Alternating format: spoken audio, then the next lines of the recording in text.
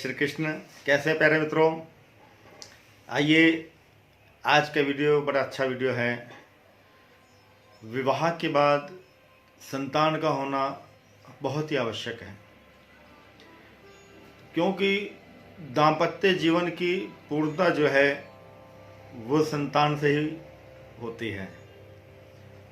परमपिता परमात्मा सबको संतान दे, ऐसा भाव मन में रखते हुए कुछ परिवार ऐसे होते हैं जिनके विवाह को कई वर्ष हो जाते हैं, लेकिन संतान का सुख उनको नहीं मिल पाता।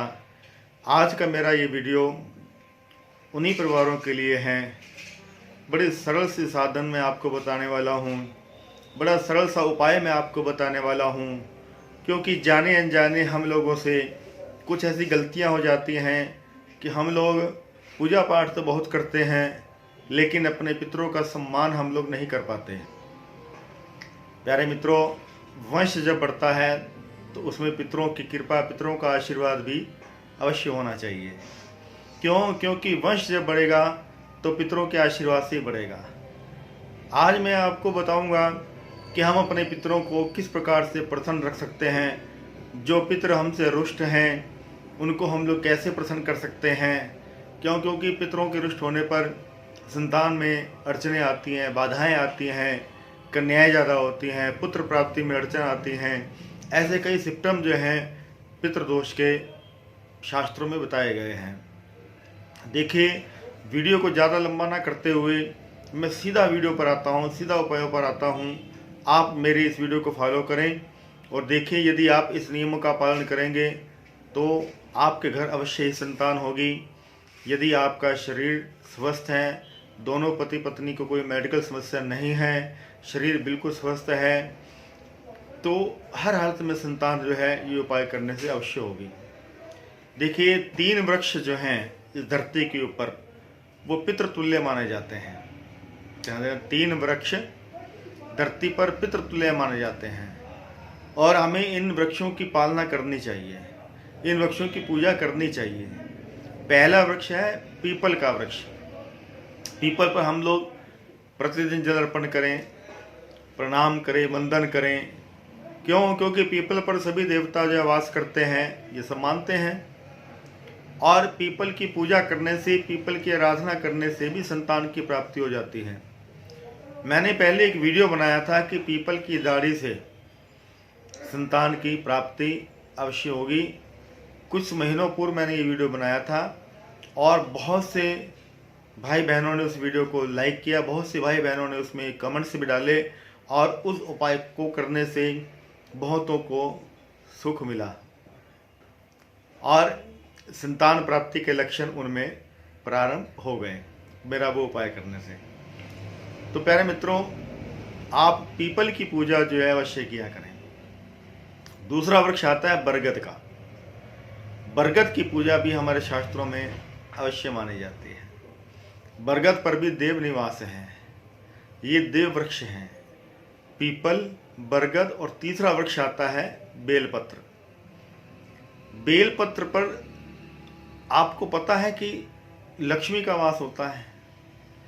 जो बेलपत्र भगवान शिव पर अर्पण की जाती है, जो बेलपत्र शिव को अर्पण करने से और उस जड़ी हुई बेलपत्र को एक नियम से खाने से व्यक्ति के रोग जो भाग जाते हैं, शरीर के सारे रोग उसके नष्ट होते हैं।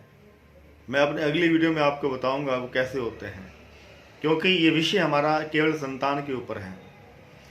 तो हमें बेलपत्र की पूजा भी अवश्य करनी चाहिए। शुक्ल पक्ष के सोमवार के दिन सायंकाल में, संध्या काल में बेल वृक्ष के नीचे घी का दीपक जलाएं और लक्ष्मी आराधना करने से उस जीव को लक्ष्मी की भी प्राप्ति होती है और ये बेलपत्र संतान की भी प्राप्ति करते हैं। ये 3 जो वृक्ष हैं ये पितृ के समान पूजनीय हैं, पितृ के समान ये वंदनीय हैं। इसलिए आप ध्यान रखें, पीपल, बरगद और बेलपत्र इनका आप सम्मान करते हुए इनकी पूजा जो अवश्य किया करें। अब 3 ही पक्षी हैं जो पितृ के समान माने जाते हैं, पितृतुल्य माने जाते हैं। वो पक्षी कौन से हैं? हमें इनका भी सम्मान करना चाहिए, शास्त्रों में बताया गया है। वो पक्षी कौन से हैं? पहला आता है कौवा, अर्थात कौवे को काक बलि हम लोग जब देते हैं श्राद्ध पक्ष में, कौवे के लिए भोजन निकालते हैं, तो केवल श्राद्धों में ही नहीं, आप प्रतिदिन अपने भोजन में से, अपनी थाली में से एक आधा टुकड़ा पहले निकाल करके रख दें कौवे के लिए, और भोजन करने के बाद हाथ धो करके उसको, उस रोटी के टुकड़े करके आप कौवों के लिए छत पर डाल दें। कौवों को लिए भी ये आप अवश्य किया करें, क्योंकि ये पितृ के समान माना जाता है। दूसरा पक्षी आता है हंस। हंस जो है ये भी पितृतुल्य माना जाता है, ये भी वंदनीय है।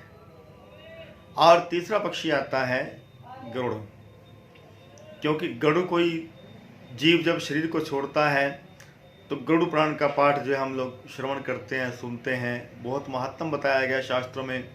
भगवान नारायण ने गरुड़ जी को मृतक के बाद जो कर्म किए जाते हैं उससे संबंधित जो भी विषय हैं, सारे के सारे विषय भगवान ने गरुड़ जी को साक्षात गरुड़ पुराण में अपने मुख से सुनाए हैं। तो ये गरुड़ भी पितृतुल्य माना जाता है। अब 3 ही पक्षी हैं, पशु हैं, हरे कृष्णा, अभी आपने अपने, अब आप 3 ही पशु हैं जो पितृ समान माने जाते हैं। एक कुत्ता, कुत्ते के लिए भी हम लोग भोजन निकालते हैं। श्वान के लिए श्राद्ध पक्ष में हम कुत्ते के लिए, गाय के कुत्ते के लिए और कौवे के लिए भोजन निकालते हैं। तो कुत्ता भी पितृ समान माना जाता है, और इसको भी भोजन जो है प्रतिदिन, इसको भोजन जो है अवश्य घर में से, चाहे आप अपनी थाली में से एक आधी रोटी निकाल करके दें, चाहे अपनी रसोई से एक रोटी जो है निकाल करके कुत्ते के लिए पहले रख दें। इससे हमारे पितृ जो है हमसे प्रसन्न होते हैं। दूसरा पशु आता है गाय। अब गाय की महिमा तो आप सब जानते हैं, देवमयी माता, सर्वदेवमयी माता है। ऐसी गौ माता की वंदना, आराधना, पूजन करने से संतान की प्राप्ति हो जाती है, पितृ हमारे प्रसन्न हो जाते हैं। गाय के ऊपर भी मैंने 2-3 वीडियोस जो है बनाए हैं। आप मेरे इस चैनल को सब्सक्राइब करेंगे तो वो वीडियोस जो है सामने आएंगी। आप उन वीडियोस को भी फॉलो करें। उन वीडियो को भी देख करके लोगों को संतान की प्राप्ति हुई जब उन्होंने उस वीडियो में बताए गए नियमों का पालन किया। 8-8 लाख लोगों ने उस वीडियो को देखा है, तो उनमें बहुत से लोगों को संतान की प्राप्ति हुई है। क्यों? गाय जो है ये पितृतुल्य है। गौ माता की सेवा अवश्य किया करें। गाय के लिए भोजन, गाय की पूजा, गाय की वंदना अवश्य किया करें। गाय को प्रणाम किया करें, गाय की सेवा किया करें। गाय की सेवा करने से हमारे पितृ जो हमसे प्रसन्न हो जाते हैं, और मन चाहा फल जो है आप उनसे प्राप्त कर सकते हो। तीसरा पशु आता है हाथी। हाथी भी हमारे शास्त्रों में पितृतुल्य माना जाता है। इसका दर्शन, इसका पूजन, इसका वंदन वंदनीय है। सबको जो है अवश्य इनका दर्शन, पूजन, वंदन जो है करना चाहिए। अब 3 ही जलचर हैं जो जल में वास करते हैं, वो भी हमारे पितृतुल्य माने जाते हैं। पहला मछली। जब हम मछलियों को आटे की छोटी छोटी गोलियां बना करके नदी में, नहर में जब प्रवाहित करते हैं, मछलियां उनको खाती हैं, तो हमारे पितृ हमसे प्रसन्न होते हैं और वंश वृद्धि का आशीर्वाद वो दे देते हैं। मछली जो है जल में वास करती है, और मछलियों को आटा जो है हमें अवश्य देना चाहिए। दूसरा जलचर जीव आता है कछुआ। आजकल लोग क्रिस्टल के कछुए, धातु के कछुए और तरह तरह के कछुए जो है अपने घर में, अपने दुकान पर केवल इसलिए रखते हैं कि घर में सुख शांति बढ़े, घर में धन धान्य बढ़े, व्यापार में रखते हैं कि हमारा व्यापार बढ़े। क्यों? क्योंकि ये कछुआ भी ये पितृ समान है। इसलिए कछुओं को भी दाना आप जा करके नदी में, तालाब में, जोहड़ आदि में इनका दाना होता है, वो दाना आप कछुओं को दिया करें। अपने घर में क्रिस्टल का बड़ा सुंदर सा कछुआ आप रखें, और उनका दर्शन करने मात्र से भी आप पर पितृ जो है आपके प्रसन्न हो जाएंगे। तीसरा जलचर आता है नाग, नाग देवता। हमारे शास्त्रों में देव की संज्ञा दी गई है नाग देवता को। नाग पंचमी एक महीने में 2 बार आती है, कृष्ण पक्ष की पंचमी तिथि और शुक्ल पक्ष की पंचमी तिथि। इस तिथि को नाग देवता का वंदन जो है करना चाहिए और इनका रक्षण भी करना चाहिए। इनको प्रताड़ित नहीं करना चाहिए। इनको प्रताड़ित करने से, इनको मारने से भी पितृदोष जो है लग जाता है। इसलिए कभी भूल करके भी नाग को मारना नहीं चाहिए, बल्कि किसी साधन से उनको अरण्य में, जंगल में उसको छोड़ देना चाहिए। तो प्यारे मित्रों, ये मैंने आपको बताए जो शास्त्रों में बताए गए ये पितृ के समान माने जाते हैं। पीपल, बरगद और बेलपत्र। फिर आते हैं पक्षियों में कौवा, हंस और गरुड़। फिर पशुओं में आते हैं कुत्ता, गाय और हाथी। जलचरों में आते हैं मछली, कछुआ और नाग। प्यारे मित्रों, ये वीडियो आपको कैसी लगी?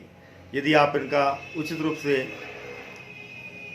फॉलो करेंगे मेरी इस वीडियो को और पितरों से अपनी गलती की क्षमा मांगेंगे, तो आपके घर में अवश्य ही संतान की प्राप्ति होगी।